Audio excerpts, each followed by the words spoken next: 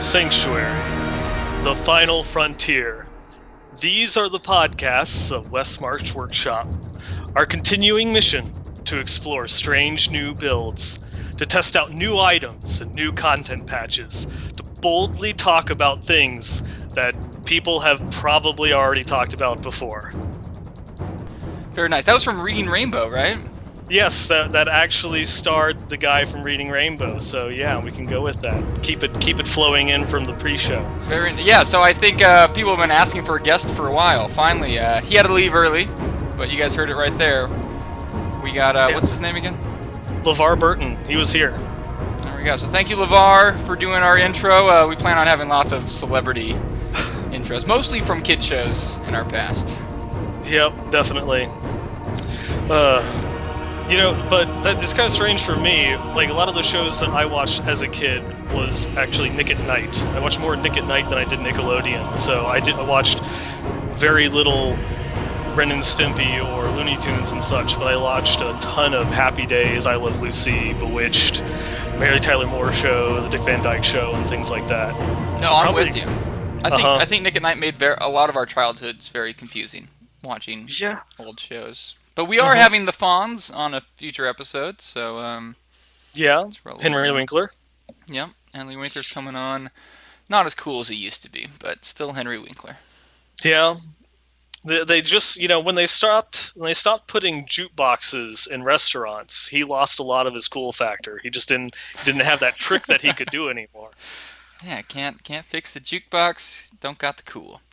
Well, how was your week in gaming, Nineball? My week in gaming was pretty good. I started leveling up a monk. I did a monk in softcore, and now I'm leveling up my hardcore monk that I'm actually going to play, because the softcore monk is now just basically going to get mothballs. So I'm going through doing that, having a lot of fun. I know there's a lot of problems with the monk class at the moment, but at the lower difficulty levels, they're actually quite fun to play. A lot of different options and skills that you can use, but they kind of get pigeonholed and not have as many options once they get up to Torment 6. But there's that. I'm wanting to play my Crusader more, and we're actually going to talk about that later in this week's episode about a build that we have for the Crusader. Very sexy build. Yeah, ever since 2.0.5, it's just I want to play my Crusader. I have to play my Crusader. So would you say this is like the build? If you want to be a Crusader right now, at least softcore? It's one of the most popular builds that's out there right now. I don't want to specifically say that it is the build, because I mainly play Demon Hunter. That's what a lot of my research goes into. So I'm not that up on the Crusader community itself, but this is one that I've seen a lot of people talked about. And so it's one that I wanted to try out because it looked like a lot of fun. And this is actually how I played my Crusader in beta. So nice. We'll see on that. Other than that, 7th edition of Warhammer 40k came out. I played a couple games on that over the weekend. That's about it. Yeah. Warhammer. Yeah. Well, I'm excited to see this build. I actually wouldn't mind trying out Warhammer. I've been playing still some Pathfinder this week. Me and Nineball both got addicted to tabletop games around the same time, I guess. Pretty much. I had all this urgency to farm legendaries with this double legendary drop rate. And then they're like, you know what, that just lasts forever. And I'm like, oh, okay. I guess I'll farm legendaries later. Then the Procrastinator came out. Yeah, it was full-on procrastination. Really, I'm not used to playing Diablo without streaming. And as a lot of people know, I haven't been able to stream more than an hour without my computer freezing. And so, that's led to much less Diablo and more me being like a super nerd and playing the equivalent of Dungeons & Dragons. But I have been thinking recently of switching over to hardcore for a little while. Yeah, it's really fun. We've gotten I think we got one or two emails this week about hardcore. A lot of people are buying into the message. They're actually taking what we have to say here, seriously, giving it a shot. And the best part is they're enjoying it. Now, a lot of them haven't died yet, and that's kind of the big litmus test for a lot of people. But we'll see. We'll see once they actually die if they stick with it. Nice. But in other video game news, I played some cool Xbox Live Arcade games. If no one's played Warlords. It's like a 4-player version of Pong. Super complex. Okay, you're using like one joystick to control your paddle, which goes in an arc, so you each have one corner. And then fireballs are shooting around. And so you're playing a game of Pong with eventually there's like 8 balls going around. But then your other joystick is controlling a guy that just walks around and gets buffs for you. So there's way too much going on, but it makes for like a really hectic. It's a really good game. It's like $5 Can on Live Arcade. can you choose what role that you play, or does it get randomly assigned? There's 4 classes, and I can't tell a big difference between them. But you can like if you hit a ball and you hit the trigger at the same time, you can grab the ball and then you can like spin around and shoot someone else, and it travels faster than normal. Oh, So there's actually a lot of strategy, even though it's a pretty simple game. that's kind of like one of the upgrades that you could get in what's that old Atari, not Pong, but the one with the bricks. Was it called Bricks? Yeah, there was a lot of those, but yeah, You could, those yeah, brick you could, games. yeah, you could hit like spacebar just as it landed, and you could grab it so you could remove it. But I think like you could it Uh, had to be an upgrade or something like that. I don't remember. Maybe. I don't remember. I don't know. It wasn't enough of a Bricks Pro, I guess. But yeah, moving forward, Bricks Pro, Bricks Pro. JR. If you're watching this, I have a new idea for our next website. Bricks Pro. There we go. Yeah, next Blizz Pro website, Uh Blocks huh. Bricks Pro. We're gonna Bringing it back. We're Yeah, gonna do it. Pong It's gonna be Pro. great. We got yeah, lots of good ones. But yeah, since I haven't been streaming and I've always been fond of hardcore, but it's hard to do viewer runs on hardcore. Now seems like the right time to. Take the opportunity while it presents itself. Yeah, so I'd love to hear you guys' opinion in chat. What class is best to play in hardcore? Demon Hunter. That's the only class I've played in hardcore so far, like significantly. Um, yeah, it's pretty Uh, fun. So, you did get your Demon Hunter is 60, right? yeah, my Okay. wizard's the only class I've brought into 70 yet, but everything else is 60. Okay. We'll find a time. Well, I'll help you level. I got my Yeah, wizard and my witch doctor that I still need to level up from 60, so we can do it. yeah, that'd be fun. But yeah, as far as news this week, I think this might be the first week since Reaper of Souls came out that we haven't gotten like a substantial amount of news. Yeah, there's not a lot really to report on right now. We, of course, last week they gave us the legendary buff for free, and everyone is, or not for free, permanent. Everyone's still going through and talking about that. So people are still excited. People are still going through and playing. But other than that, it's just we've had a couple solicitations, I believe, from Grimiku looking for feedback on some certain subjects, and then he also posted his guide of the week on yesterday. Yeah, so I guess after the legendary buff went through, um, that was a real success with the double legendaries. They're keeping that forever, as you guys have probably heard. But also, they want to know what other events might be fun. And my wondering on this, my curiosity is that are they going to do the same thing they did with the anniversary buff? Are they going to come up with new ideas for buffs, introduce them for any excuse they can come up with, and then if the players like them, just keep them? Like, is this like a new method for testing things without committing to the results? Potentially. I mean, if there was some of the data mined community buffs that they had over at Diablo fans were some interesting ones that wouldn't make much sense. That making it a permanent buff, like the treasure goblin one. Treasure goblins always spawn in pairs. Yeah. Yeah, that one obviously is going to be nice and rewarding. That one seems like a really nice like temporary buff that probably wouldn't be so game changing that people would be clamoring, "Oh, this needs to be permanent," like the double legendary drop rate would be. Yeah, that's a good point. And I guess they can't do it too quickly. They can't just keep giving us temporary buffs permanently, or otherwise we're going to be upset when we don't get them permanently, right? They Yeah, gotta take a break there. yeah, we've had we've had three community events this year. There was the XP buff leading up to Reaper of Souls, and then the weekend after launch, I think we got another smaller buff, a 50% experience buff, and then we had the anniversary buff. Yeah, yeah, they're Yeah, really big on buffs right now. yeah, I mean, and then there. honestly, it seems like people, well, because Diablo mostly attracts a casual crowd. People who play it seriously, I think, get burnt out a lot, and it seems like these buffs have been working really well for them to get people to come back to the game. Definitely. There's there's a similar system that they kind of do in another game, Star Trek Online, where they actually have a calendar, and there's specific times throughout the day or on certain days when they have buffs. Like it's better to do this type of gameplay content on this day, and you'll get buffs for other types of gameplay content on another day to kind of if this is what you enjoy and you don't feel like you need to log on every day to go through and play the game, well, if you log on during the day when we have mark buffs for running the Elite FTS and things like that, then this is when you want to go through and play, and you can kind of focus your gameplay time and get more out of it. Yeah, that makes sense. Neverwinter, I think, does a similar thing, and Yeah, that's both. They're both made by Cryptic, so oh, it's there the you go. same exact system. Yeah, it's like a little happy hour. Like, okay, we're slow Exactly. during these times, so let's reward people for playing during these times. Hmm. Um, yeah, I wonder how well that will work out. I think the big minus to that, the big drawback, is you might convince players to play when they don't feel like it. If you're, It's true. That is the double-edged sword on that one. Is well, I can't actually play during that buff. You know.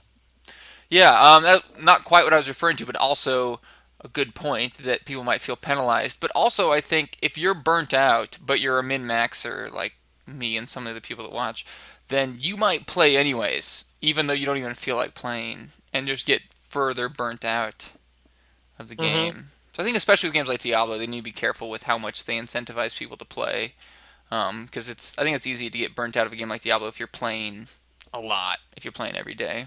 Hmm. Yeah, it's definitely something that we have seen, throughout the community since Reaper. I mean, even well before Reaper, though the tiered content is kind of what's set up to address that in 2.1 with seasons and the tiered rifts and such. But Yeah. I, I also wonder something that was only kind of like briefly mentioned and not really talked about since then is didn't they talk about wanting to do holiday themed events? Yeah, I think they've briefly mentioned that a few times now. It seems like, just speculating here, from a developer's point of view, it's hard to justify working on holiday events instead of adding like new items. Yeah, they could take it the way that the WoW team did, and it is an opportunity with which to have special items just for that event. To add a little bit of, you know, a bonus or fanfare to it that makes you interested in wanting to play during that time. Though, I mean, it definitely is something that you have to balance as a designer. Is it worth putting our time into it to make this when it's only going to be effective for 1 week a year? Yeah. But if you kind of look at the popularity of the WoW events, and a lot of other games have different seasons. They might not do every holiday like World of Warcraft does.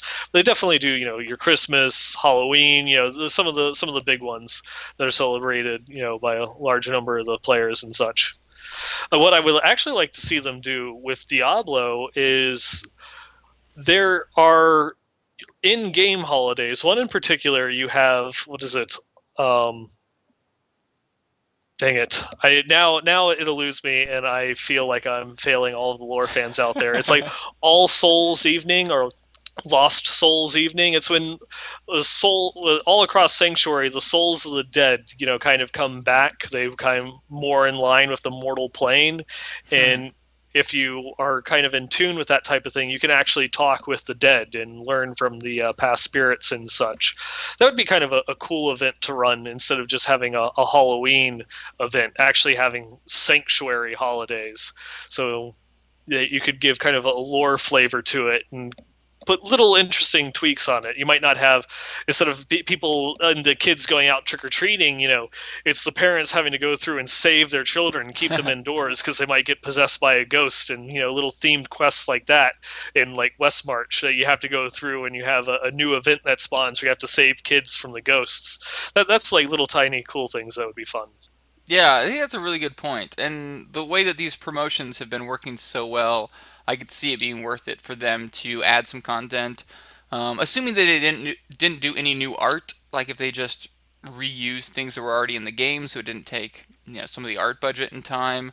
It seems like it'd probably be worth it. But it'd be interesting to hear the players' opinion on it if they knew that it meant taking away from other aspects of the game. Because a lot of players, I think, want these holiday events, but I wonder if they would still want them if they had to sacrifice something else. Yeah, that that is, just like you mentioned before, that just that is development time and money isn't infinite, even though we would like to think it is. Yeah, good point. Well, I guess it was Grimiku. Was he the one that posted about the shrines this week? I was gonna double check. Uh, that one was actually, I believe, on the European forums. Ah, yes. It was, yeah, it was. Well, I'm gonna allow you to try and pronounce that name. Yes, Wolluxer. There you go. Yeah, that's my best guess. Maybe it makes more sense in European, Hmm. the language they speak over there. Makes more sense in European. So European is a language now. Yeah, that's according to us Americans. Mine's totally European, Like, Asian, uh, African. Yeah, all the other languages. uh, But yeah, that mostly there, asking. there, Sorry, what? there actually is a language, Afrikaans. Oh, there you go. Yeah. So yeah, Yeah. just like I said, yeah, African, European, Asian, all the three major non-English languages. But this post, probably originally written in European, now translated to English, talks about shrines and how shrines could be more exciting. And I don't know. It wasn't too exciting to me. I like shrines would have to be so much cooler for me to be excited about shrines. Um, I mean, there's some interesting ones that they've done before that they could implement to have things that are interesting. Like one that I've seen a lot ever since release was gym shrines. It either takes a random gem from your inventory and then upgrades it a level, or before it used to give you a chip gem, which now the equivalent would be the Maquis gem. Um, that's one thing that they could do. Obviously, in D2 it got exploited, so people would go through, they'd find the gem shrine. They'd remove all the gems from their bag except for their one, like flawless, in order to upgrade it into a perfect skull or a perfect sapphire, whichever it was they were going for crafting. Yeah. And it probably would be something similar would happen unless you just came across and it just poured gems out at you, and it randomly, was going from say Imperial up to Royal or even Flawless Royal. That you just dumped 20 gems on you when you found them and make them pretty rare. One of the other ones is the that it made the next monster pack that spawned for you, which is going to be off screen because they would spawn before you get to them, would be turned into an elite. Kind of like Mm. the Nemesis bracers now kind of have that effect of the old monster shrines, that when you click on a shrine, it instantly spawns an elite pack. Something along that, just something that, kind of messes it around a little, throws up the gameplay. No, yeah, those are some good ideas. I think the problem right now is shrines are so common that you can't make them much better than they are. But what if we had like some legendary shrines? Like 1 in 20 shrines was a legendary shrine, and the effects would last for maybe an hour. Maybe some of them would be like gem shrines, but they'd be like really good. Like if you Hmm. found one legendary shrine in a play session, you were uber lucky. These are the kind of things you find once in a blue moon, but they make you really powerful for extended duration time. Maybe they give you a lot of gems, or maybe they give you a buff that would encourage you to try a new build. Like a Yeah. shrine could be like all fire damage is tripled for an hour. Yeah, that And could definitely work out. The tricky thing is then taking it again from the developer perspective, is how do you make that non-exploitive? Because what you're going to do, or what you're going to find, is groups of people are going to go and just constantly farm games until they find the shrine, like a legendary shrine or one that they like, and then they'll yeah. hit it, get the hour-long buff, and then they'll run rifts. No, yeah, that's a good point. So maybe legendary shrines can only appear once you've killed a certain amount of creatures. Or one other aspect, just since there's so much focus on adventure mode, maybe give people a reason to play story mode. Make legendary shrines have that hour-long bonus, have special effects to it, but it only works when you're in story mode. You only find them in story mode. That's a good. Yeah, I think if the goal was to encourage people to play story mode, that'd be a really good mechanic. Mm-hmm. But I feel Or like the devs focus is getting people. If you want to farm, you play adventure mode. If you want Oh the yeah, lore and to work through the story, you play story mode. Seems kind of the focus right now. yeah. Everything that they have been doing has all been, it's like, what's story mode? Yeah. What's not buying Reaper of Souls again? Uh huh. Not worth playing. No, yeah. I Sad. mean, it seems like they have a lot of motivation to get people into adventure mode. I mean, especially since it's Reaper of Souls exclusive, but also just because that's the best place. That's where pretty much everyone is farming right now. Putting efforts into that will increase farming for everyone, and story modes, I think, pretty well built, considering that most players are just going to play through it once, maybe a couple times with Mhm. different characters. I don't think it needs much more, and I think work on adventure mode is going to be more worth it. Yeah, I mean it's always going to be that one is clearly better than the other, even if it's by 1 or 2% or whatever metric you want to measure it by, and that's what everyone's going to play. It's either adventure mode is better and everyone's going to play it, or story mode is better and everyone's going to play that, and so that they've kind of taken that mentality to heart. You can definitely ask Travis Day about that with two-handed weapons. They know that everyone is just going to go to whichever the better one is, and so they just have made a decision. One-handers are better. That's it. Two-handers will be good for a couple niche builds, but one-handers are just better, and that's what everyone's going to pick. If we buffed two-handers and make them better, everyone's going to use two-handers, and then no one will be using one-handers, and then the complaints will reverse. So, That you know, that's I missed that Travis Day post. Was that a recent post? Oh, Do you that remember? no, that was actually from the developer stream. Back Oh, before okay, Reaper yeah, launched. Yeah, he was just going through and talking about it, and was just, he was just flat out honest, which is, yeah. No, refreshing, to hear from. Is just they know that two-handers are underpowered. It's not exactly that they're designed that way, but if you can't make them equal in a game like this, you can never make them equal. It's just impossible. One is going to be better, even if it's a couple percentage better, and that's what everyone is going to go to. And so it's just kind of a waste of time to try and make them equal. You get it to a point where it's good enough, and then you just leave it. yeah. I mean, that's I think that's one of those areas where the math starts to get pretty complex, and Mm-hmm. as you tiptoe closer to that line of equality, you're it's becoming more and more risky that you're accidentally going to go over that line and have the same problem just in reverse. Exactly. And yeah, I have a ton of respect for Travis Day because I think by far of the devs, he's the most transparent. He says things how it is. I remember he was on an interview. I think it was last year's anniversary stream. I was talking with him, and he said something to the effect that really the developers understand how to make a fun game better than the players do. Which I immediately was like, oh no, people are gonna hate that. But it's the truth. And sorry, I'm gonna get on a little rant here. I'll keep it brief, but it's ridiculous to think that it's not the truth. I mean, I know players hate hearing that the devs know better. That the devs know better what you enjoy. It's kind of an insulting statement, but think about it. This is what they do for a living. Full time, they're studying what makes a game fun. What makes you enjoy a game? Really, it has a lot to do with human psychology, in my opinion. And you, as a player, have this idea of what's fun, and it has a lot to do, for most players at least, with becoming really powerful. But I think for most hardcore gamers who have put a lot of time in the games, you realize that a lot of times the thing you thought was going to be really fun isn't nearly as fun as you thought it was going to be. I mean, think back to times when you were really excited for a game to come out. It had all the features you wanted. This was the MMO or the first-person shooter or whatever that was delivering exactly what you'd been asking for this whole time, and then you play it and you were completely disappointed. I think most of us hardcore gamers have had at least one of those experiences. Like, wait, this game gave me everything I wanted. Why did it suck? Mm-hmm. And the reason, at least in my opinion, is because players don't have a really good idea of what they want from a game.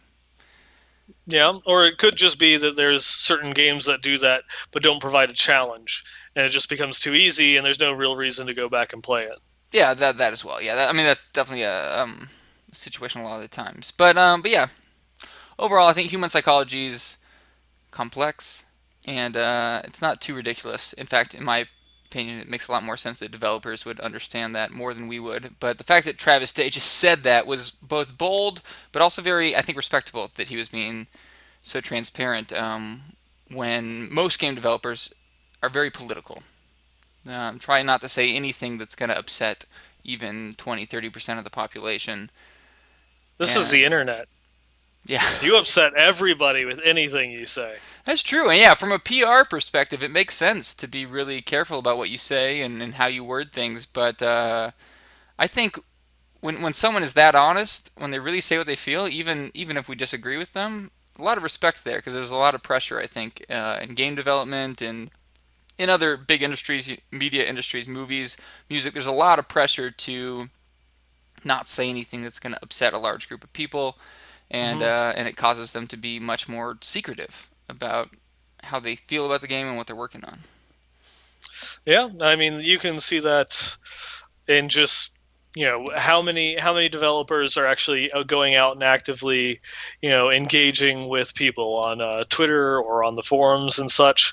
There's a lot of vitriol out there, and a lot of self entitlement issues that people have going to these forums and what they expect of the developers and things. And so a lot of times it just puts people off from wanting to interact with the fan base. And so I'm definitely glad that we have quite a few people with thick skin that can go through and take it, like Travis Day and Wyatt and such. That they don't fear stepping out into the light every once in a while and interacting with people and answering questions directly.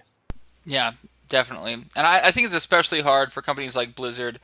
Once you get to a certain size, Oh, really, people hate you just because you're big. yeah, that for sure. But also, I mean, the only way to maintain a company of that size is to appeal to the largest demographic.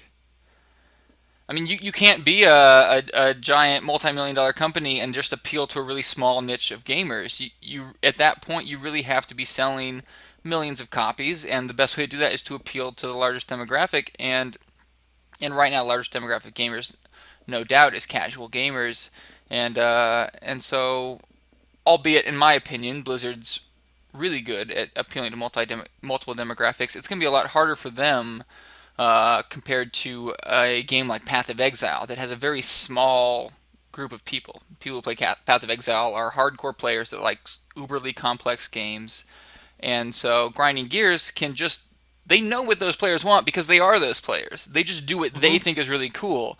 A company like Blizzard spends a lot more time doing research and figuring out what the majority of their players want, and ultimately is going to upset a lot more players because they have a wider range of demographics.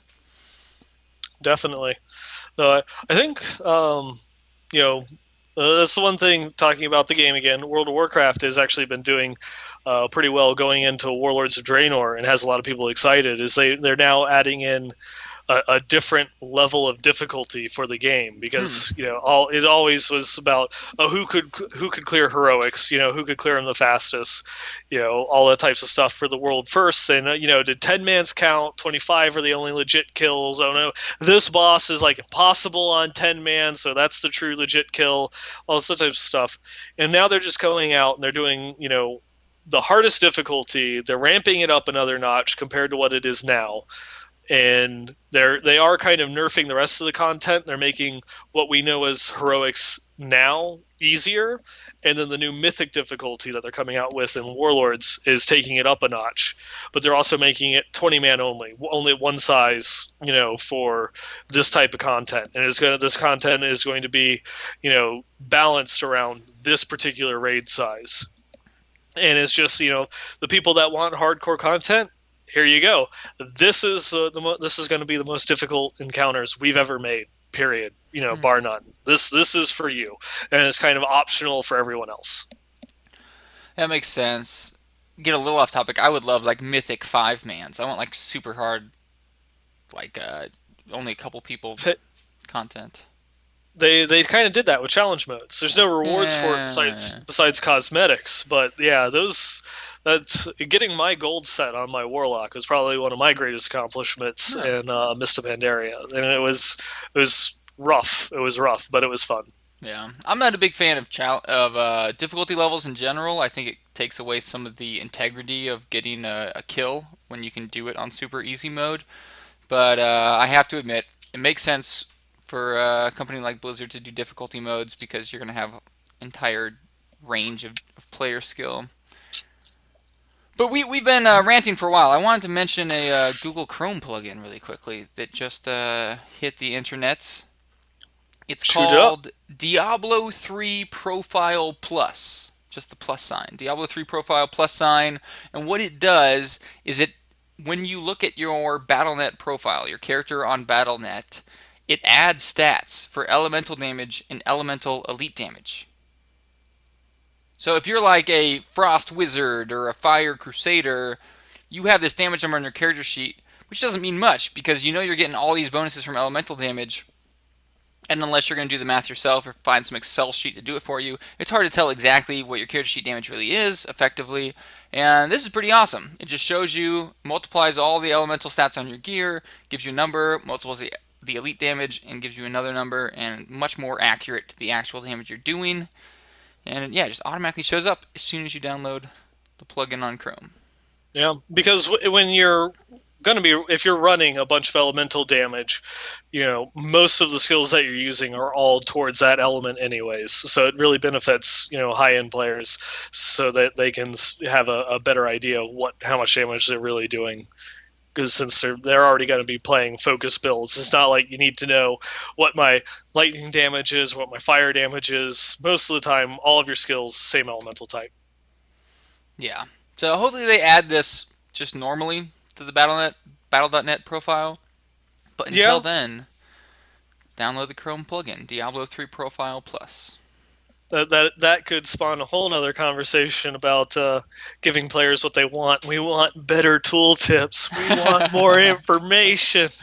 More Chang, why do you hate it? things. Yeah, I guess in that regard, I think the thing the players miss the most is that it's not about do we add it or not. It's about do we add this or do we add that other cool thing. Yeah. And you have a lot of different opinions on what's cooler. So you're not gonna get what you want most of the time, unfortunately, with a company focusing on so many different demographics. I think that was about the Grimiku guide, the Goatman guide of the week. Yes. He went through and did a brief write-up about there is a NPC that can spawn in Act 1 in Adventure Mode in the Northern Highlands. That his name is Dane Bright. It's completely random. I have no idea what his spawn chance is or anything along those lines, but he has a chance at, or if he appears in your game, he's going to sell one legendary or set pattern that you don't yet own. Yeah, it's pretty nice. I mean, he actually posted 2 guides on how to find him and get all your patterns if you want. Yeah, there was the map of some of the spawn locations and the link to the Wikipedia page over at Diablo Inc. Gamers.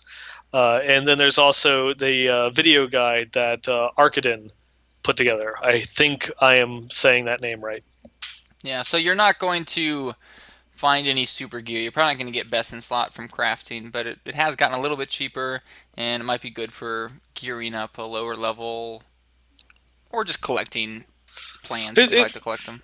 Yeah, it's something that is a nice perk that if you ever get any bounties and you're still farming Act 1 bounties, if you go to the Northern Highlands, just go through and check all corners of the map because you might get an extra set of legendary plans out of it. Though, like not just the legendary drop rates, I swear the legendary plan drop rates got obscenely buffed as well because you can't run like a Rift without finding 2 of them. Huh. Yeah, well, if you like plans, check out the guide. It's on battle.net, and Gurmiku's doing those every Wednesday. Tuesday. Tuesday. One of these days. Wednesday's us, that's right. Yeah, we're Wednesday, he's Tuesday. It's And a I cool think, podcast. You guys should check it out on Wednesdays. Yeah, nice podcast. I think it's called Westmarch Workshop, something like that. It's with these two guys. I don't know. They're kind of annoying. I don't really listen to it. I never watch it. Um, But yeah. Then Thursday's Nevilistus. I guess last week was the Lightning Stun Wizard, Lightning Stun God Wizard. yep, that was the build that you first started running when you got into Reaper, right? Yeah, it was. I'll be completely blunt here. I think it was the least exciting of Nevilistus' guides. Not because it's not a good build. If you haven't heard of it, check it out. It's a good build. It's just that build's been really popular. one of the most popular wizard builds of all time. And maybe that's just me. Maybe other players would probably rather see popular builds, but personally, I like seeing like the new, unique builds that maybe aren't min-maxing, but are things I haven't heard of. Stun, stun, stun, stun. And there you go. So yeah, if you like Lightning Wizard, Stun Wizard's the way to go. You get so much plus to stun, and yeah, with the Weird Word Ring and Paralysis, it's definitely a good build. You have worked in CC, so you can just put all your skills into damage, and you also provide a lot of utility for your group. Yeah. So yeah, that covers about it, really. With that unfortunately is it with news. Though Nevalistis is doing her thing on Twitter again, where she is the death maiden of what is it? Teasing. She's the death maiden of teasing. Going through and constantly talking about how much she's been spending writing, and it's like, well, what is it that you're writing? And she won't say, which obviously she's got her Thursday articles that she writes every week, but it kind of makes you wonder. She's always the one that does all the patch notes. Do we have PTR soon? Yes. Maybe. Yeah, Maybe. they've been doing a lot of teasing about PTR. If we don't get PTR in the next like 3 weeks, I'm gonna be a little upset. I'm gonna call that over teasing. Mm-hmm. Because yeah, I mean, her Josh Mascara made some posts about upcoming PTR a few weeks ago. I think it's just around the corner. Yeah, should hopefully see it sometime soon. It will be what the yeah by the end of June. The game will have been out for what 3 months, 2 months. I can count. Three. Yeah, that's I hadn't really thought about that. It has been out already about 2 months, and Mm-hmm. yeah, I think 2.1 will say a lot about the future of Reaper of Souls. Yeah, it'll definitely be an indicator of the direction that the game's going. See how much people like the tiered rifts and seasons. The whole thing with seasons. I know we've gotten some questions. I've seen the question asked a lot on Reddit and on the community forums and such about why people like seasons, and they don't get the idea of losing everything and starting all over. The same thing with like losing a character in hardcore, and that's actually been one of the comments that we've gotten in a lot of the people that have been responding to our segments on hardcore, is that it might not be so much that part of it is, of course, how hardcore changes the way that you look at things, but it's starting fresh. It's that starting from zero, not having anything, no money, no Paragon levels. You're actually checking the vendor for upgrades, and that is that type of feeling that it brings back that they're enjoying. Yeah, That you can't replicate that in D3 anymore, because like in D2 all of your characters were separate. You could just say, well, I'm not going to take anything from my other characters. I'm not going to use any of my mules or anything like that. And you can start fresh if you want to restart. And people can't do that anymore. And so it's kind of give that feeling back, which is actually really refreshing. You have that special feeling of playing the game when you first started, and that you can't really replicate going in no matter how many times you reroll.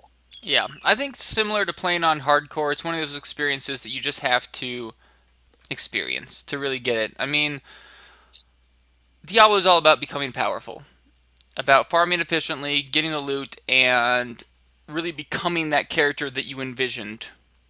That I want to be that ultimate Fire Crusader, Frost Wizard, whatever, of becoming just super uber, and you can progress a lot from getting to max level to when you have your set of gear in Diablo. And I think a lot of players feel like it's a solo experience. Like they just want to become powerful on their own. But the question that I like to ask players who think they don't care about how they're doing in relationship to other players is, what if you got your ultimate set, you were uber powerful, but everyone else playing was twice as powerful as you? It wouldn't feel nearly as cool, right? Like what we want is not to feel more powerful, but we want to feel powerful in relationship to other players. And I think a Well, lot of time, casual players over long periods of time get so far behind, they feel like they're in a completely different league than those top players. And these resets really put everyone back at square one. Even if you're a casual player, you're starting everywhere the hardcore players are starting. And a lot of times you have some time to put into the game and really grind hardcore, but maybe only for a few months. And this allows you to play one season really hardcore without keeping up with the game for for a year plus playing constantly, which I think most people get burnt out from. Yeah, to an extent. I'd have to say that I don't really care, about my character's power in relation to others because I know with real life and everything else, I can't put as much time into the game as others, and I cheer for the people that go through and get like these uber builds and have 10 million damage and can solo tier 6 riffs in like 6 seconds or anything like that. But I still feel accomplished, like when I get a 2-piece set bonus. Yeah. It doesn't for me, it doesn't detract at all. And I think that there's going to be quite a few people out there that have that same mentality, especially a lot of the solo players. There's a huge solo community in D2 that even if they played on BattleNet, they just played by themselves. And you know, I don't think that it really detracts too much from their gameplay, knowing that there's other people that are power. It might actually, in fact, a lot might, just kind of be in awe that, that person has such amazing gear that I could one day get something like that.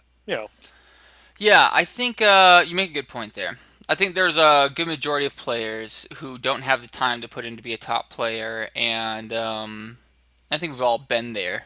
Points in our lives where we don't have all of our life to dedicate to games, where we kind of accept that we're not going to be one of the top players out there. I concede. I'm going to be one of the casual players. I'm just going to go for my own goals. But I still think there's that subconscious connection to how well other players are doing. I still think even if you're a casual player and you've accepted you're not going to be one of the tops, there's still this, but how am I keeping up to the player base in general? I think even casual players would feel disheartened to hmm realize that they were one of the bottom players in the herd. I I think that would actually like come more into being and would play a larger factor once like tiered rifts get introduced, or once if maybe one day ever, maybe future, if they add in PvP. Yeah, So, once we have some kind of leaderboards, right? yeah, once you actually have some sort of actual competitive nature in the game that makes that better geared player have some actual advantage over the casual player, then I could definitely see it being more of an impact, because it's like, back in the day in classic WoW, you saw the person walking around in gear with gear from Molten Core, and that was like, oh my god, that guy is awesome. Yeah. And then now you walk around in challenge mode gear in Ogremar, and people are like, oh well, you're just an asshole lowlife, that just dedicates himself to the game. So there's definitely, you can see that change in mentality over the years. No, that's definitely true. I guess we'll see how it plays out once the patch comes out. hmm But yeah, we spent a lot of time in the small amount of news we had this week. Should we move on to items of the week before getting into the build? Yeah, let's go ahead. Now this list of items of the week is actually a little bit truncated. I think going forward, this week I love you. I love all of you. We got tons of feedback. We might actually be having to cut down a little bit on it. We're actually getting so many emails going through. So if your item didn't get featured, it's either crap. I'm sorry. Um, or we just it wasn't as good as some of the other things, or wasn't as interesting as some of the other things that we had submitted to us, and we just didn't have time to include it, especially when we rant for 45 minutes about nothing. It So happens. I've it, been drinking, so that's my i'm excuse. I'm sorry. We haven't said that in a while. I'm sorry. I'm so sorry. Sorry. Sorry, guys. Sorry, especially for saying sorry so much. I'm sorry. Yeah, I'm sorry that we haven't said sorry in a while. We Sorry haven't done about that that. thing. So all Sorry. right. All right, let's move into the images. So we got a lot. We're gonna go through them quickly. Actually, John Doe submitted 5 images this week, and one of them was not an item. It was this death to a door, which brings us back to a 9-ball story or I guess anecdote about dying to doors on hardcore. Yeah. And John Doe did, in fact, die on hardcore to a door. Not hardcore. Not hardcore. No, wait, I that is think it. hardcore. Yes, it is. Yes. Nope. So Sorry. yeah, so hardcore death to a door, very sad. John Doe also submitted this item that I laughed out loud when I read this. This is the longest blue item name ever, and a very clear example of how the randomization doesn't always come up with great item names. This one's called the Undying Thing That Should Not Be of the Frozen Sea. Now, there are going to be some German players out there that disagree with you because I have seen some of those posts where people come up with, what's the longest item name you've ever had? And they've got like these huge things that go on forever. And then some guy just comes in and it's like, oh, you got nothing. Slaps up some name in German of some item and it is literally a paragraph. They have actually had to do indentations and paragraph markers with how big that it is. You would need 3 tweets in order to post some of these item names. I'm sorry, So, German players, but German words are just too damn long. no, they're awesome. That's what it is. They're awesome. They're easy to say for us English speakers, at the very least. And this last item that John Doe posted, I don't get it. It's called Master's Bastion. Master's Bastion. I'm not Yeah, sure. I I don't don't know what know. he's going for. Yeah, Master's Uh, Bastion. I don't see anything wrong with that. But got 2 sockets you can put things in. yeah. Next one up was from Alex. Okay, Alex submitted this SOJ a few weeks back, and it was almost perfect, but he couldn't get that 6 crit chance roll. Well, Alex, according to Nine Ball's recommendation to repost it once he got it, has reposted with 6 crit chance, now officially a absolutely perfect lightning strength SOJ. Except for the secondary stats, but we won't talk about that. Moving on, we got Seahand's Uh, Blackguard. Pretty good damage on a Blackguard here. I think he can get a bit better, and the item overall needs a socket, but 3,200 damage on an item. That's pretty sexy. yeah, that's up there. I guess that kind of goes with the little um, ever escalating war that we had with the Natalia Slayers. Just something with big numbers, big damage. Yeah, there you go. You get 3,200 damage on a two-hander. Contract Killer, who is watching the stream right now, I saw him stream, posted this Kingslayer. I think Contract Killer might be a Game of Thrones fan. But there you go, the Kingslayer in the game. Who knew? Yeah. Uh, Next up, we have Daryl posted some pretty sexy ice climbers. See, we have 458 int, 428 vit, which is his re-rolled stat. So he could keep rolling that to try to get the 500 max. Is that right? 500, or he could go through because boots can have skill bonuses, can't they? Yes. Yeah. If Yeah. he and boots can have a lot of different skill bonuses, I believe. I'm trying to remember which ones they are, which Yeah. category. Oh no, I just read the note. Hardcore wizard. Oh, Sorry. need the vit. So yep. So he's got the vit. Good There on you you, go. man. Yeah, It changes the way that you look at items. It really does. definitely. So some sexy ice climbers from. You guys didn't know that Sting watches this, but Hmm. Sting from the Police That posted is how these. big we are. Yeah, we get people from Star Trek, the Police. We attract quite a wide audience. But he posted these Mage Fists. We actually got 2 Mage Fists this week. So we have a Battle of the Mage Fists. Don't have a graphic for that yet, so let us know if you got something. But first one's up. You guys vote which one's better. Stings have 20 fire damage, 20%, 683 int, 7 crit, 45 crit damage, and 10 crit chance. The next Mage Fists we got this week were from Matthew. They have 20% fire damage, 672 int. It's a little bit lower than Stings, but have 7 attack speed, perfect crit chance and crit damage, 50 and 10. Yeah, I guess that will be that one. I'm gonna have to go the 5% crit damage over the 5 intellect. Yeah. So once he re-rolls that 45 into a 50, then the other one will become better because it actually also has what is it, the gold pickup range over gold percentage. Though gold percentage, it's actually not bad now. That's Getting better, yeah. huge buffs for that one. At least on the higher difficulties. Yep. Well, yeah, Matthew, I think this week you beat Sting. That's quite an accomplishment, really. Yeah. Who can claim that? I mean, who really can claim that you beat Sting at something? I know. Next up, we got Renzo with his Ouroboros, which rolled really sexy. Close to the high end of int, almost max all res, 3 points away from max crit damage, and then, of course, max crit chance. Maybe a better roll than all res, but really nice Ouroboros overall. Yeah, definitely good. We got Sasuke. This is someone from Nine Ball's clan. What's your clan name? Is it the Blizz Pro Blizz coin? Pro. Yeah. Yep. Cool.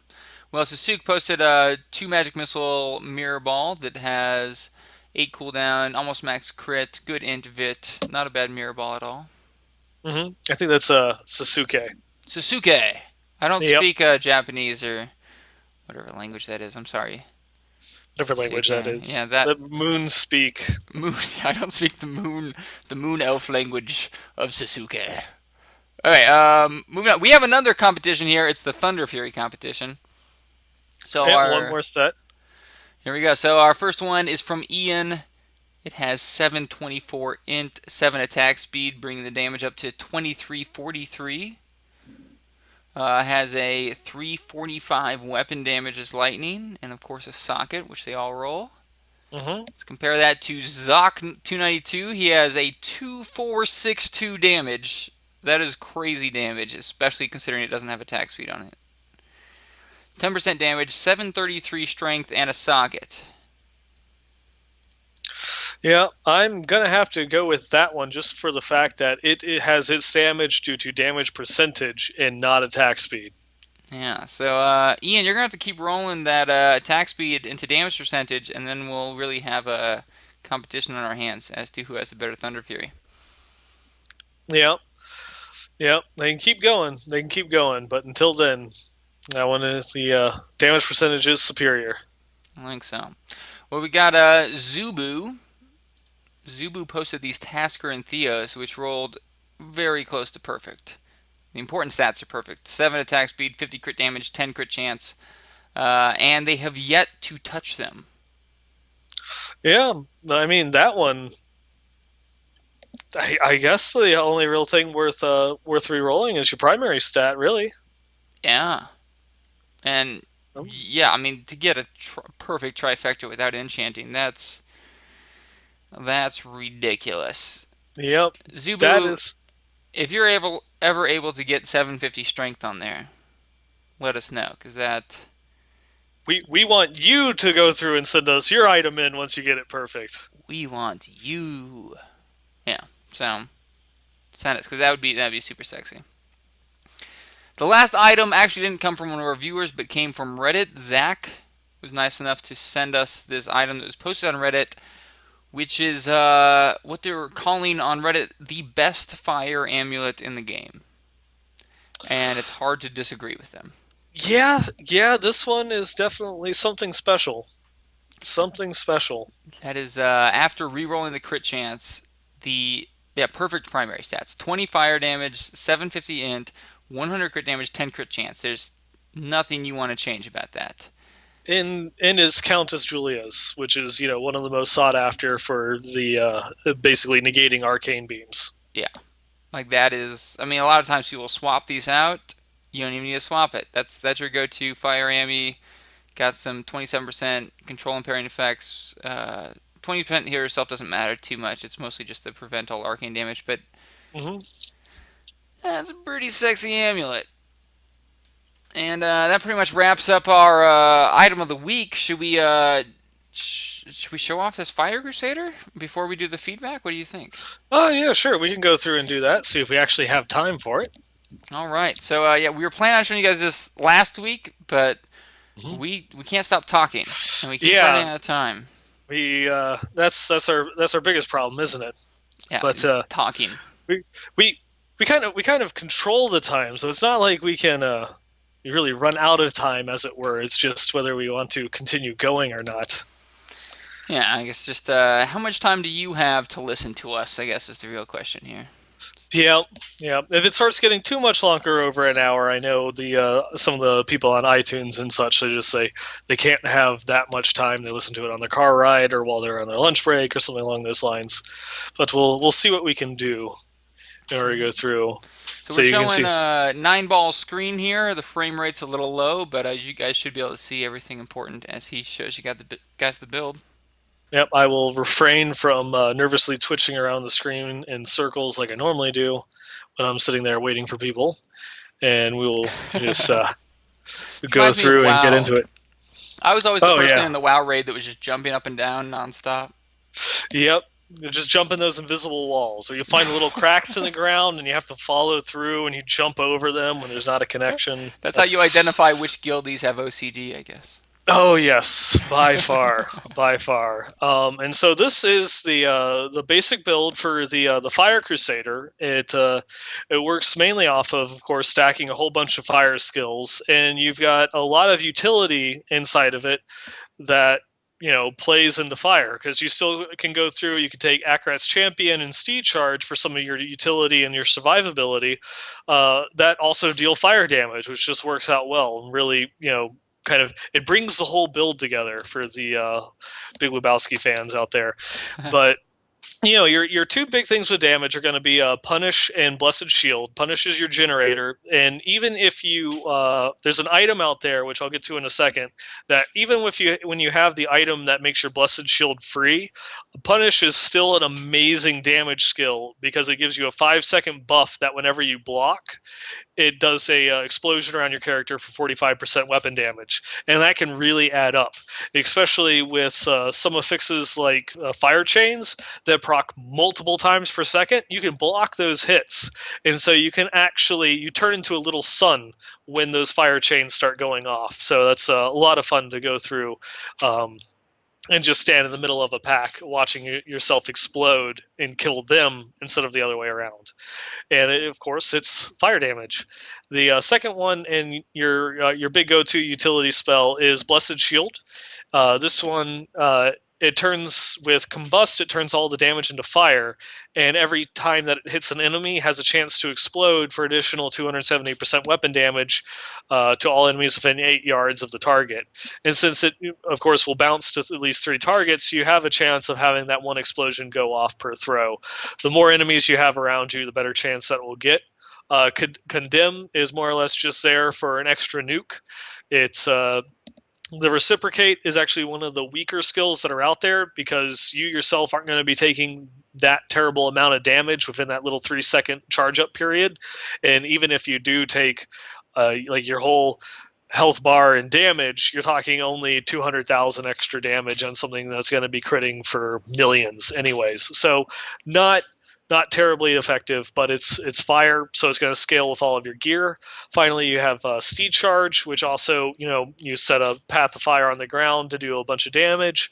Laws of Our Critical, that's more or less just there for, that's one of the better DPS ones that are out there. Some of the other ones that people like to play around with, there's Stun for crowd control, Hardcore. It's the immovable object is a popular one for increasing your toughness, or using Law of Hope.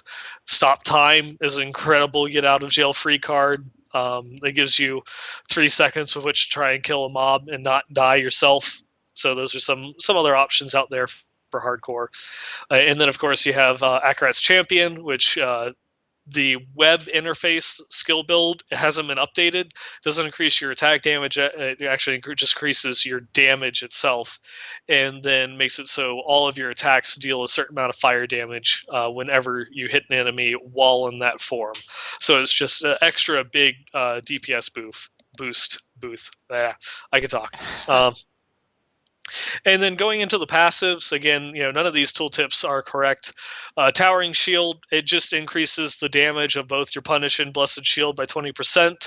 Heavenly Strength, no longer reduces your movement speed, so that just gives you a 2-hander, so that way you can go through and just chuck for big damage. If you don't like using 2-handers, Fervor is the talent for you, increases your attack speed and reduces ability cooldown by 15%. And then from there, I just threw in survivability talents. Up at the higher torment levels, you do kind of need to build some survivability into your builds. And Divine Fortress and Wrathful are two of the best in my opinion. Divine Fortress just gives you flat armor increase, which if you're going to you want to get a shield with a lot of block chance on it for Blessed Shield. It ups its damage, and it's also going to up your survivability by a rather decent chunk. And then finally, Wrathful ups your healing. This one is only useful until you get this next item, which is the Gyrfalcon Foot, which removes the resource cost from Blessed Shield. once you actually get this item and are running that on your Crusader, hold your ground or one of the other talents, maybe renewal, since you're going to be blocking a lot, just so that way you can increase your survivability while actually spending your wrath, because this one changes up your skill talent or your skill choices in that respect. But Gyrfalcon's Foot, obviously one of the best items for this build, since it makes Blessed Shield free. You can spam to your heart's content. You still want to try and keep the punish buff up, so that way you have the increased block chance, and whenever anything actually attacks you, you explode for damage. Just increases your killing capability. And then the other really big one for this build is the Jenga board, G Kang board, I love Jenga board. Jenga. Yeah, everyone loves Jenga. It just makes it so that way your Blessed Shield can ricochet to additional enemies, and that just increases your damage output considerably, because the more enemies you hit per shield, the more chances you have at combust, the more things are going to be exploding, the faster things will die. So yeah, that's pretty much the gist of the build and some of the items that you want to go for. Obviously, until you get Gyrfalcon's Foot, um, you know, Reaper's Wraps, as always, a great item for anything that's heavy on resource costs, like most Crusader builds that will find themselves wrath starved. That's a great item. It's crafted. You have easy access to it. You can re-roll fire damage onto it to help support the build until you find a Gyrfalcon's Foot. Cinder Coat. Obviously, anything with fire damage, you go for Cinder Coat, Mage Fists. If you work that around, if you want to use the Icon set for since you are actually using Akarat's Champion, the Icon set helps give you some buffs there. And just generally anything else, you re-roll your amulets and such for more fire damage to just push the build, even further. That's pretty much the gist of it. It's a nice, simple build. You can get going with very few items. This one just does phenomenally well with a couple items enchanted for fire damage and Reaper's Wraps, which anyone can have access to. You can actually farm that one. So it's a lot of fun. Yeah, you farmed that one from Mothael, right? Exactly. Now, when you kill Malthael, I don't think it even has to be in story mode. Just the first time that you kill him ever, whether it be story mode. Usually, that will, for most people, that will be story mode or adventure mode, and you get the plans for it, and then you just have to farm him in order to get Reaper's Sphere, so you can craft it. Yeah, that's pretty awesome. It seems like this is the build, or at least as far as popularity goes, it seems like this is the trending build for Crusaders. I saw Mm-hmm. a video this last week of 4 Crusaders using this build, and they were able to down T6 Ubers, Goman Rakanoth, within 25 seconds. Oh, that is impressive. And to answer, someone in chat here is asking, is the Gyrfalcon Foot needed? Absolutely not. You're going through and using a Maximus. By all means, continue to use the Maximus. It's kind of, one of those ones that you just balance what you need. If you have your damage up high enough and you're using something like the Reaper's Wraps to keep your resources going, and you find a good balance and you don't ever really find yourself wrath starved, by all means, use Maximus to up your damage even more. Gyrfalcon's Foot is just a very popular alternative because it allows you to just do nothing but spam Blessed Shield. Some people do drop punishment completely from their build, then they have no Wrath generator at all, and they just add in something more for utility, such as Judgment. Well, it's just whatever you have fun with. It's this one has with any build there's a lot that you can play with to kind of tailor it to your needs or what items that it is, because when you first start out and you're first building your character, your items dictate your build more than your build dictates your items, so just kind of keep that in mind. Yeah, well, it looks like a pretty sexy build. If you're a Crusader right now and you haven't tried this build, I think you should, especially if you have some fire damage gear and some of the better legendaries that help the build. Seems like what all the cool kids are doing right now. And you want to be Yeah, cool, right? everybody's doing it. Yeah, do it. But yeah, was that? Do you have anything else on the build before we go to our feedback? No, that's pretty much it. I'm actually hoping to get this Crusader up there once my monk is 69. Once I get her to 70, I wasn't completely honest at the beginning of the podcast. I wasn't just leveling my monk for that reason. I was also leveling her so I could gamble a Cinder Coat, because it's hellacious trying to do that on a Demon Hunter. All the I 14-year-olds are giggling about the level of your character right now. Giggity. Um, I will. I'll be probably putting some time into my Crusader next. Nice, nice. Well, we got a lot of feedback this week, too much, really, but we're gonna do our best to read it, and please keep sending it. We can't assure we're gonna get to it because we're getting a lot of feedback now, but that's a good problem to have. We really appreciate it. And you guys said some things this week that were so nice, too nice, really, too nice. We're a little offended at how nice some of the things you guys said was. Uh huh. I am gonna stop the screen share now. Okay. Well, yeah, I'll take the first one. We got some of the feedback had items attached to it, and we already showed those items, but I think we'll read the rest of them. And this one from Amon. If you don't mind, Nineball, I'll go ahead and read the first one. Go ahead, start it off. All right, Amon says, "Hey guys, I really enjoy the podcast. Keep up the great work. My question today is kind of for the both of you. I'm looking to gear up my hardcore wizard, and I'm just not really sure how to do it. I'm running an arcane disintegrate build right now because I feel most comfortable laser beaming things to death, and I really like 80% slow. Is there any reason I should be really looking into doing something besides that? I've gotten a few pieces of gear from other sets, but nothing really game breaking. Since hitting 70, I've been joining some normal split bounties and have been solo running normal rifts. I just recently stepped it up and have been doing hard and even expert with not much problem, besides some of the nasty elite combination. I can clear normal rifts pretty quickly now and have been getting a few drops and even stuff from Kandala with my measly pittance of blood shards. So my gearing question is this: Is there really any reason for me to be doing any solo rifts higher than normal until I can do torment? And should I just be doing the same thing I have been, normal split bounties and normal rifts, or do you think there's other suggestions? Thanks a lot for your time, Amon, and he gave a link to his Battle.net profile. Well, Amon, I'm sure we both have some advice for you. I would say if you're enjoying Disintegrate, keep running it. It's a viable build. A lot of people like Disintegrate. Is it Slorax Madness? I can't remember right now. One of the wands will give you 25 bonus to Disintegrate. If you get that, it's especially good. But you're just starting out. You're not getting Torment yet. Do what you're doing. Let the legendaries dictate your build. You're going to get only a handful of legendaries right at the bat, and if you make your build towards what those legendaries are giving you bonuses towards, you're going to be optimizing your build. I mean, the legendaries are going to be your biggest bonus. And once you get more legendaries, then you'll have more options as to where you want to take your build. But I think you're fine where you are, and I think you're right. Running normals is usually the way to go until you can get to Torment. You can try out other difficulties as well, especially if you enjoy them. But really, if you want to optimize, I think running normal until you can do Torment is probably the way to It's go.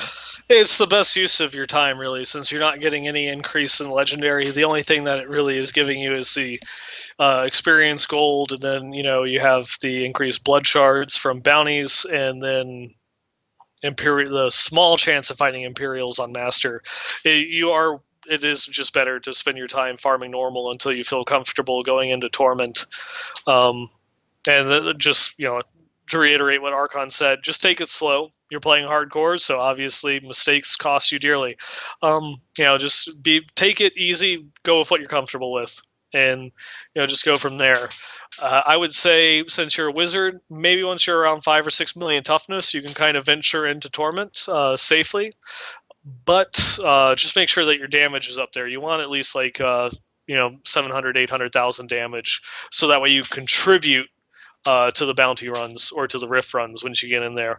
As people would be asking why you're running solo normal rifts. Is there no public games for rifts on hardcore like below Torment 1?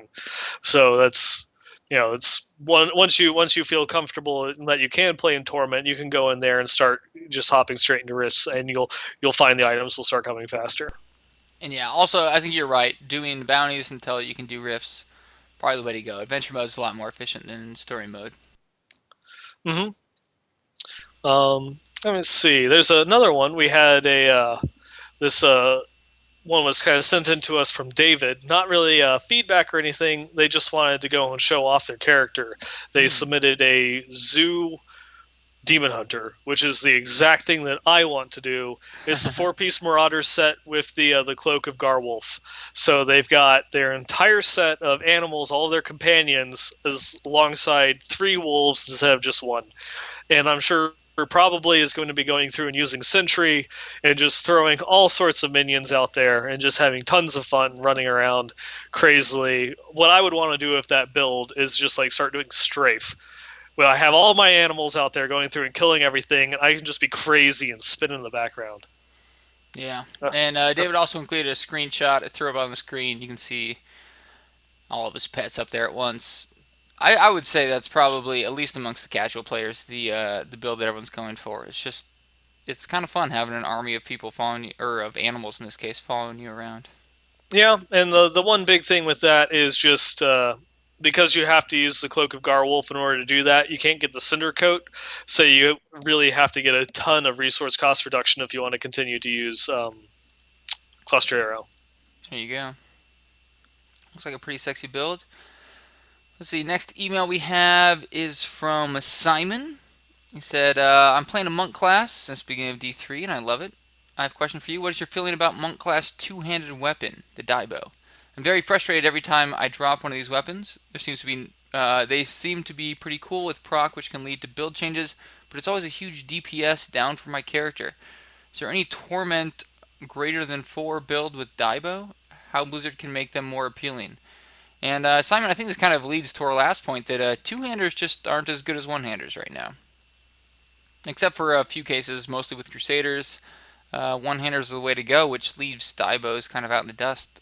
Unless Dimeball, Sadly. maybe you've seen some two-handed builds? Two-handeds were actually really popular before Reaper with Tempest Rush. Now there was a Fire Tempest Rush build that I had seen, though I have no idea how effective it was. But they were really only used in Tempest Rush because they were slower. You could use Tempest Rush indefinitely once you stacked enough Spirit Regen. Whether that's still a thing or not, I haven't really looked too much into it. You know, I've just played my monk a little bit, so I've browsed the forums a little while, and I mean, a lot of the discussion with monks right now is what do we need to make our class better, and not so much talking about some of the builds to help get you going in the higher torments. They're a lot more focused on the problems that need to get fixed in terms of build diversity, how their skills work, the amount of damage that they can output at the higher torments in order to kind of be comparable to the others. Yeah, so you're going to be hard-pressed to find the same efficiency with a two-hander that you get from a one-hander. I hope they change that, but it doesn't look like we're getting any changes anytime soon. Yep. Moving on, we have this other one from Gabriel. It's a listener. They love listening to any ARPG podcast, not just Diablo in general.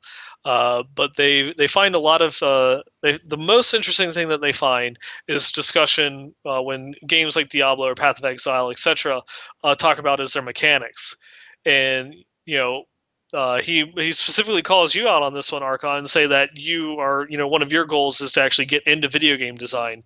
And he was just wondering if we could maybe add a section where we can take something that we feel is missing or broken in the game and talk about some of our ideas of how we might fix it. And, just wants to see more discussion like that in the podcast itself. I love that idea. I would love to add, maybe depending on how much time we have each week, if we had some extra time, add a section Mm-hmm. about what we think could improve the game.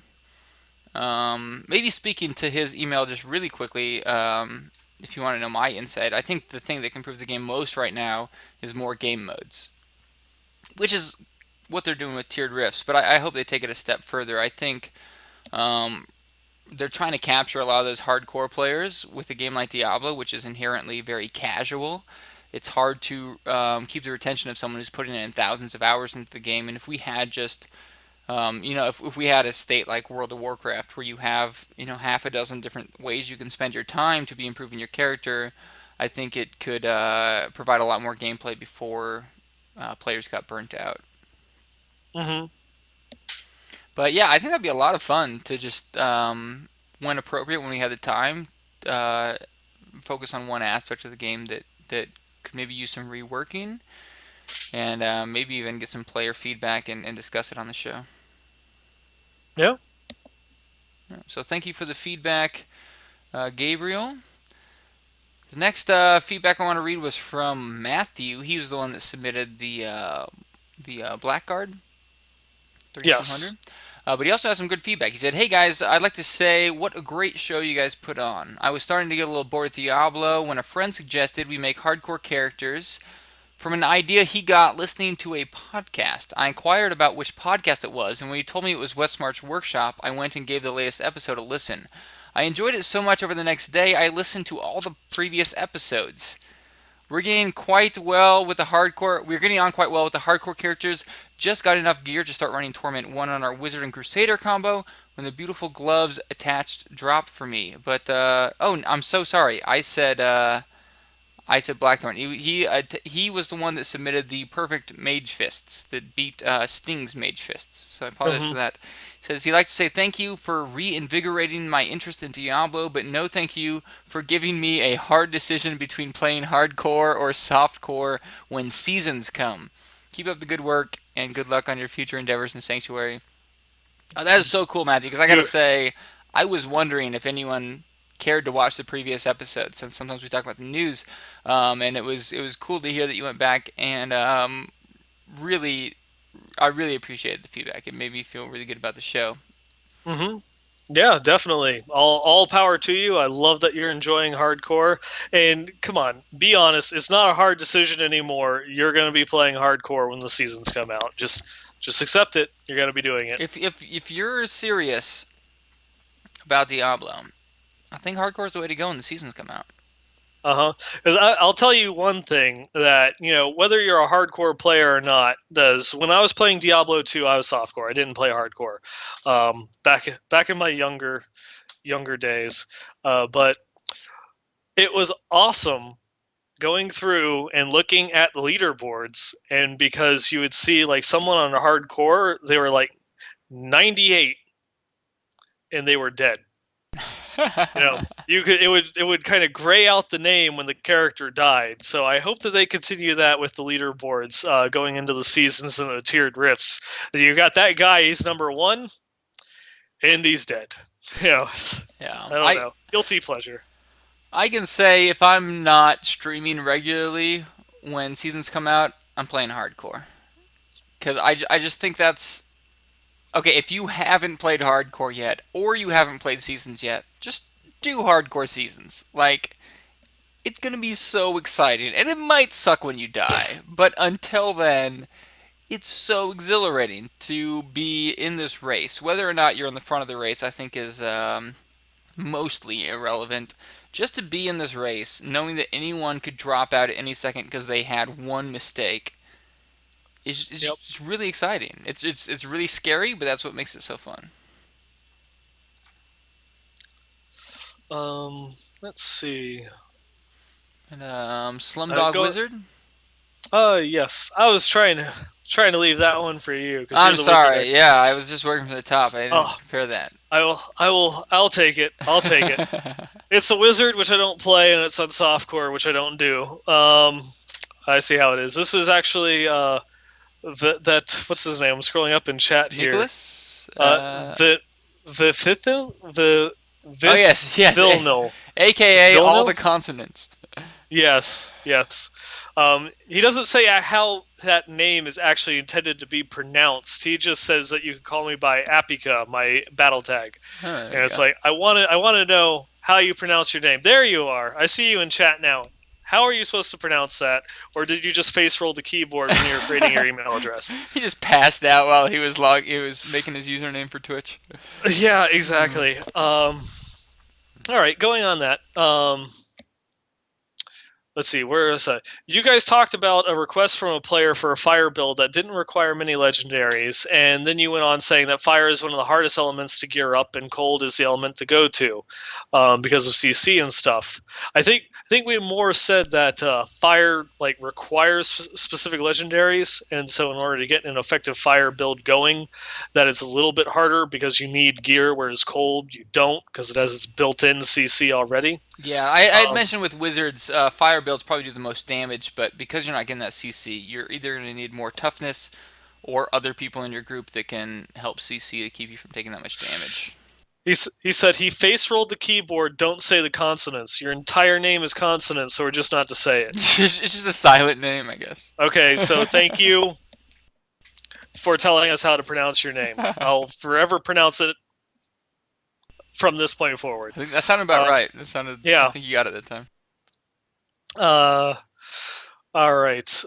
Going on from there, that he was just testing around various builds, and he came up with an arcane-oriented one. It's fairly easy to gear for, and it helped his struggling fresh level 70 out there. And he calls it the Slumdog Wizard, to kind of corroborate with that because it's a low budget. We don't really have budgets anymore, but I think at least he throws that in there because it doesn't require any specific legendaries. I think that's at least people. If you say low budget, I think people will get what that means. And Yeah. it's mostly just designed around survivability, so that way you can progress into stronger scenarios as your gear gets better, and as you farm up more and you get the legendaries to drop, you can branch out from there. He goes on to use, electrocute, disintegrate, black hole, and then he buffs that up with Archon, magic weapon, and energy armor. And it doesn't really require any legendaries to work. Although he does like using the two pieces of Ogchiles with the Ring of Royal Grandeur, which gives you, a pretty decent survivability bonus with the set bonuses on there. And then he just kind of goes into then talking about how it's low budget, and then talking about how he uses this set and that set and such. But just kind of the progression of how you make the character go through, making sure that you stack up arcane power and crit, arcane damage. You want to make sure that you get crit chance and crit damage, and you level that up equally. I think it's like you want 10 crit damage for every 1 crit percentage Yeah. is the old formula. Yeah, And it's a little more complicated than that, but that's the easy version, I guess. yep. Just a nice easy build. It uses um, just a whole bunch of arcane skills, and you just throw some arcane damage in there, and you with just good skill selection, it gives you the damage as well as survivability, because he also uses a galvanizing ward because your main damage is disintegrate, audacity because you're always just going to be sitting there, again unwavering will because you're just going to be standing there and you'll get the stack of the bonus. It's just you just kind of sit there, stand, turret, put out the damage, and stack up your gear and farm from there. Yeah, and to do justice to this email we got from Nicholas, he gave a lot of info, which Oh we yeah. don't have quite time to cover. But thank you for taking all the time to help us with this build. I think this build is great because it doesn't need legendaries, and really, no offense to Nicholas, it's kind of a lazy man's build. If you like just holding down the right click and watching a beam destroy everything, you don't want to worry too much about dodging attacks and laying down CC.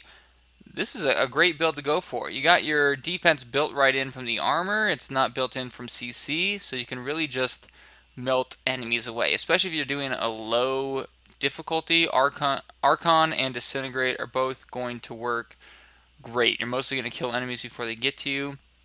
If you're going up higher difficulties, I think you probably want to work some CC in.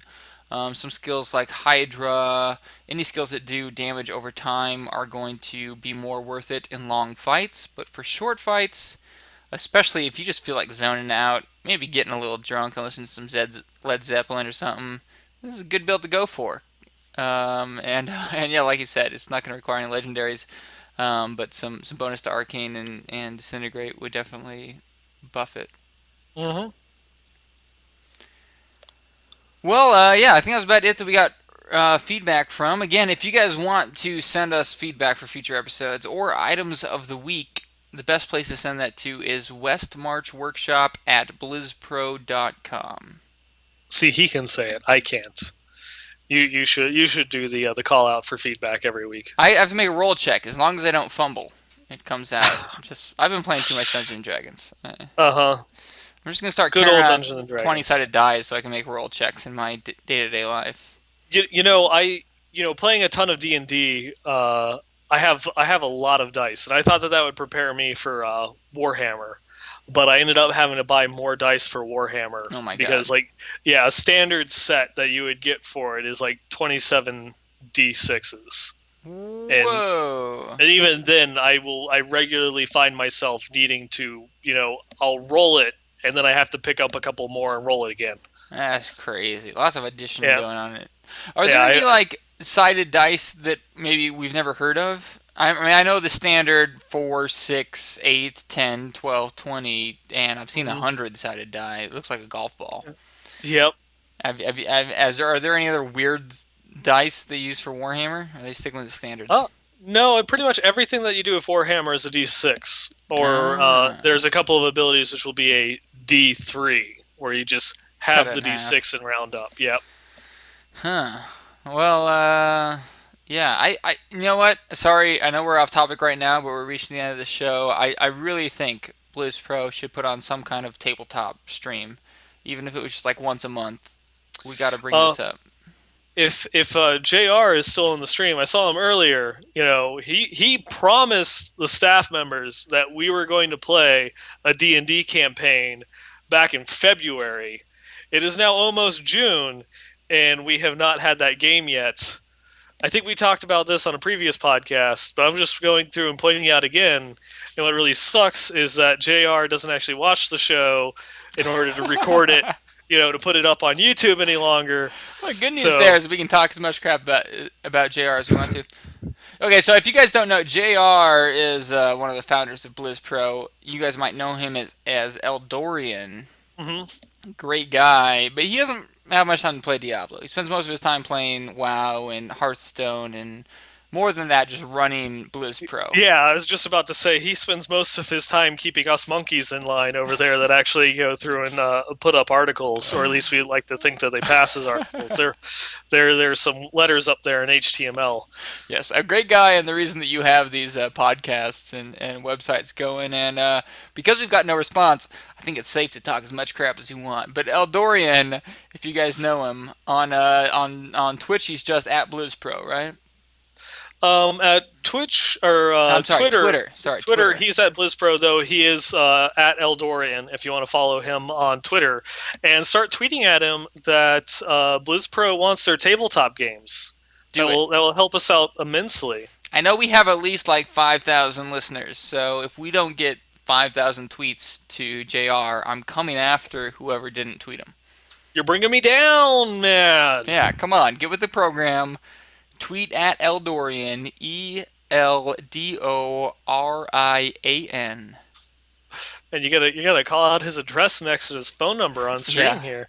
If Eldorian doesn't respond by next week, we're taking it one step further. Oh, he's getting serious about this. Better watch out. I got some live action tabletop coming to you guys from Blizz Pro, which of course covers all the Blizzard games. Oh, there we go. Now he's responding. Ah, he was summoned. Summoned. There we are. Love you, JR. There's always someone out there, so thank you to whoever summoned Eldorian.